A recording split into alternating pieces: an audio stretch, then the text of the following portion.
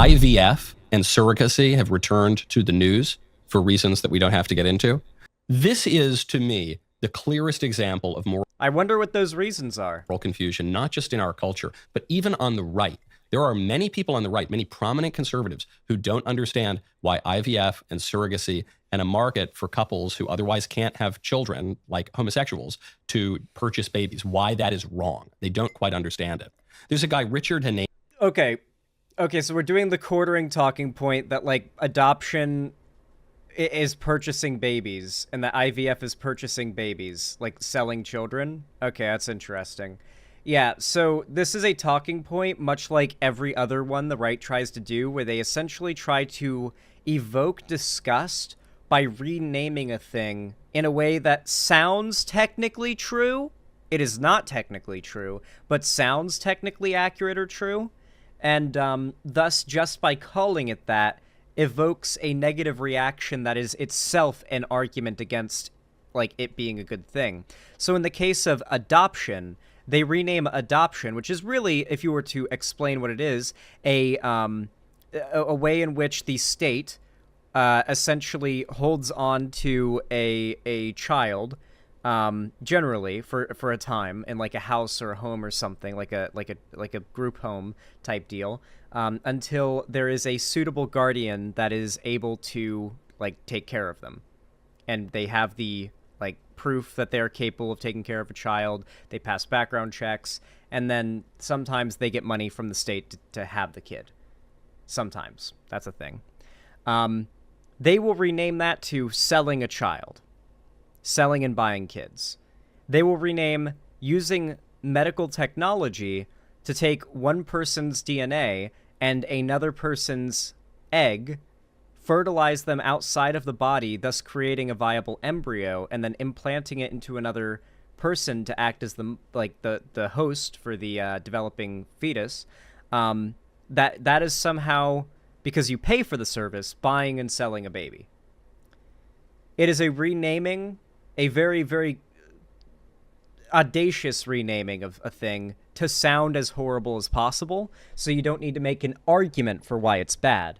The right does this when they refer to gender-affirming surgeries as chopping off, or butchering, or lobbing off, or slicing.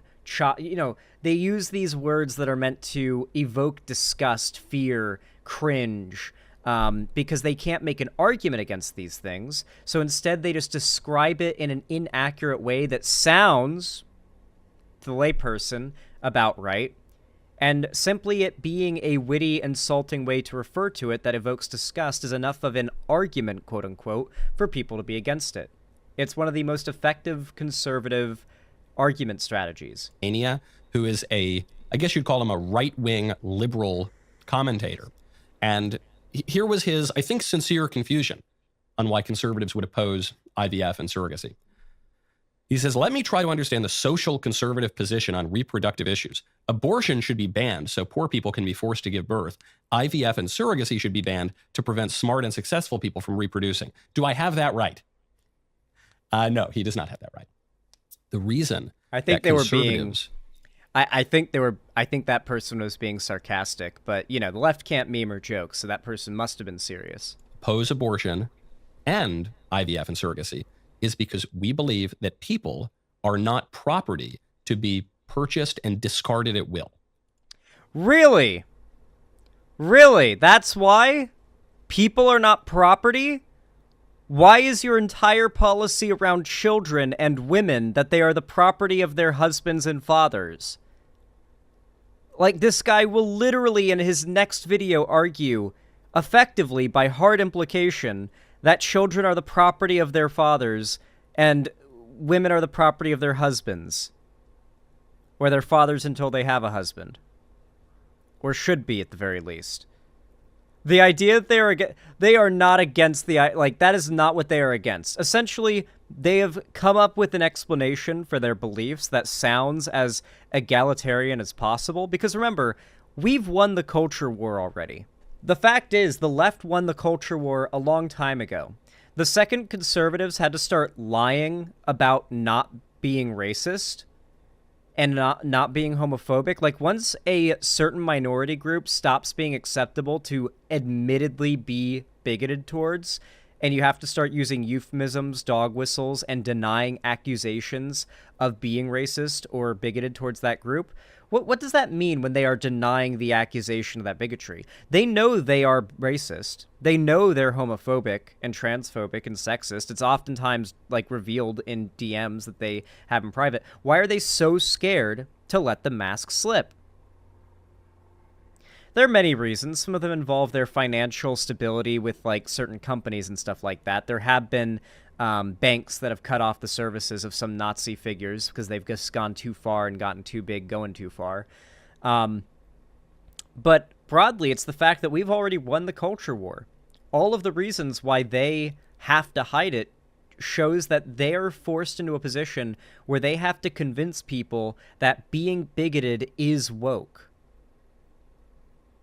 So much of the conservative talking points try to round about at a base level to the left are actually the real bigots. We've already won the culture war when they have to lie about what they are, because people broadly are already so predisposed to be against what they truly are. And so they have to lie. They have to misrepresent. They have to pretend their beliefs aren't what they really are. Something that we on the left don't have to do. We can be loud and proud and cringe as fuck, screaming our beliefs passionately from the rooftops, and making it very clear how much we care about, like, given topics, even to the left's detriment at times. That's why. That's what unites those two issues. That's what unites the broader sexual ethic among conservatives. What used to inform the civilization that used to be called Christendom. That is why it's wrong. It's not just the homosexuals who have to recognize it. We'll get to it in 1 second. First, though, when you want to treat your body right, you got to check out Good Rancher. Oh my fucking god, these people are fucking shameless. Jesus Christ. How much of this is a sponsorship? Okay, it seems the sponsorship ends roughly here. At the image of two men creating a child through IVF. I really don't, like, how do I engage with the argument when his argument is that two men being together is evil, and thus they're, like, raising a child is evil? This is insane. In no universe would Michael Knowles say that it is inappropriate for, say, I don't know, let's say you've got, like, a situation where, like, a 5-year-old kid, 6-year-old, 8-year-old kid, let's say they know their parents, right? Their parents go out for a night at dinner and get into a horrible car wreck. Some drunk asshole just T-bones them and sends them wrapped around a fucking pole, and they're just turned into mush. The parents die, and the kid has, like, maybe a situation like what I have. I have 2 uncles. They're not gay. They're brothers. Although I think it would be even funnier if I just told you guys they were gay. They'd hate that. They'd get really mad, but it'd be funny. But I have 2 uncles, and they're brothers.